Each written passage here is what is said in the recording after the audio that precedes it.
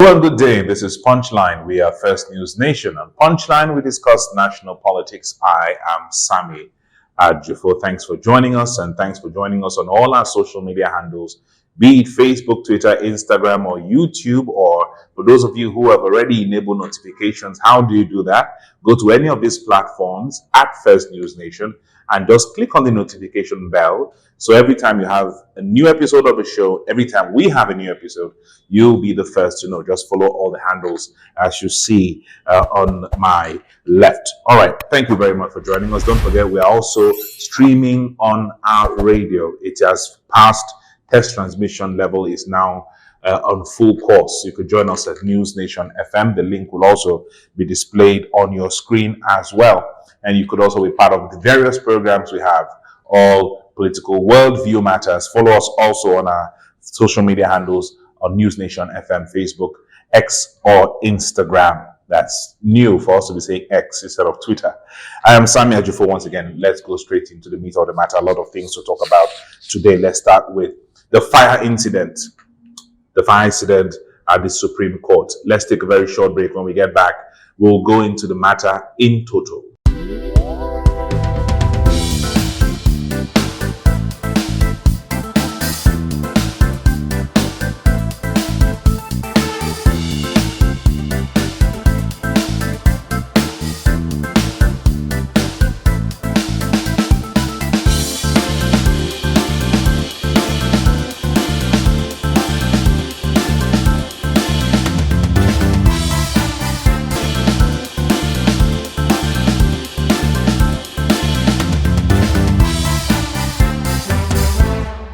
Welcome back. Let's talk about the fire incident at the Supreme Court.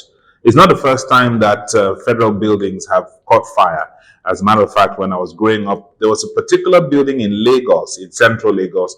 The Ministry of Defense always caught fire. The same floors always caught fire. And I don't know if there has been any refurbishment work done, but for a very long time, the Ministry of Defense building in Lagos had a blackened facade because, it always caught fire. And there were rumors. Every time a fire incident is reported in a federal building, there's always suspicion that something sensitive is trying to be hidden. I was in Lagos as a young man when the NNPC headquarters in Lagos, in Ikoyi to be precise, very close to Ikoyi Club, caught fire. And then it's not the first time you hear sometimes INEC offices. Now, it's a difference from when INEC offices catch fire before the elections. People are trying to destabilize INEC. Before the 2023 elections, everybody was supporting INEC. Why are they burning down INEC head offices across Nigeria? That was the situation. You see the pictures and all, and everyone was saying INEC, they are trying to dissuade them from doing what they want to do. Some people came out and said because INEC is talking about having digital transfer, electronic transmission of results, that people are trying to make or mar it. There were different INEC offices across differences. We've done episodes about that. INEC had serious fire incidents. But now, the Supreme Court. Now, it's becoming suspicious for many who feel the Supreme Court is the next place that the APC, the PDP, and the Labour Party will be slugging it out. They've been to the Presidential Election Tribunal, and it has ruled in favor of President Bola Ahmed Tinubu, the sitting president of the Federal Republic of Nigeria. Now, the PDP and the Labour Party have taken the matter forward to the Supreme Court. And just before, maybe after they filed, because recently they filed their cases before the Supreme Court. Now, suspicions are rife that, why did it burn when a Labour Party and the PDP just submitted their applications to try to, appeal the cases that the Presidential Election Tribunal have just ruled? Is it possible that some people are trying to burn documents so that they will say the evidence were not there, or maybe they did not file on time? These are the technicalities in which lawyers use to win election cases. So will you say it is wrong for people to believe or to suspect that this is very timely, that the Supreme Court, not the Court of Appeal, not the Office of the Minister of Justice, the Supreme Court, the next place that most candidates who have either lost cases at the election tribunal are heading towards? Will we also see that the Court of Appeal, for many of the governors and many of the members of the House of Representatives and the Senate who have lost cases at the election tribunal, will we also hear that the Court of Appeal has caught fire? That's the question. Who will benefit if the Supreme Court gets burnt, which it has? INEC, there was a time we had INEC burning the main headquarters. We've had offices, but we've never heard of the DSS office burning. We've never heard of the police headquarters burning. The Ministry of Finance was once a fire incident, and everyone always suspects that every time there is a fire in the Ministry of Finance, is always relating to things like documents being burnt, sensitive documents being burnt and all that. So the PDP has come out guns blazing and saying this is a very suspicious fire, especially at the Supreme Court level. If you never cared about the Supreme Court, for now you will care about the Supreme Court. The PDP has said there should be a probe about that, and sensitive documents and equipment at the Supreme Court, the PDP is worried about that. They said that because they are not sure the federal government should put security around the Supreme Court. I agree, but who benefits from fire? This is what we call, if it was deliberately done, it's called arson. So who benefits from the Supreme Court burning? Who loses if the Supreme Court burns? Is it just a toilet in the Supreme Court that got burnt?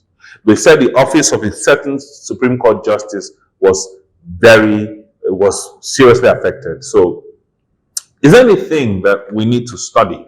Will the police have to make some investigations about why that particular office was burnt? So that's the question we need to ask.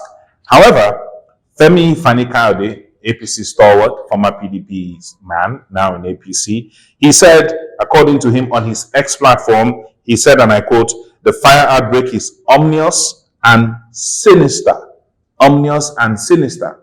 So is he saying that someone is trying to cover up something? It's ominous and sinister. He said this fire outbreak at the Supreme Court this morning is ominous and sinister. This is coming from a member of the APC. So will the APC be worried? Will the PDP be worried? Will the Labour Party be worried as well? That's what he says. PDP in a statement came out, and I quote part of what he said. The PDP is concerned about the fire outbreak, particularly given the increased public concern about a possible arsonist attack with the intention of crippling and obstructing the Supreme Court from effectively performing its constitutional duties, especially in relation to high-profile electoral cases, including the pending presidential election appeals. So, like everyone seems to believe, because the cases, the high-profile cases, especially at the level of the presidential election tribunal, the appeal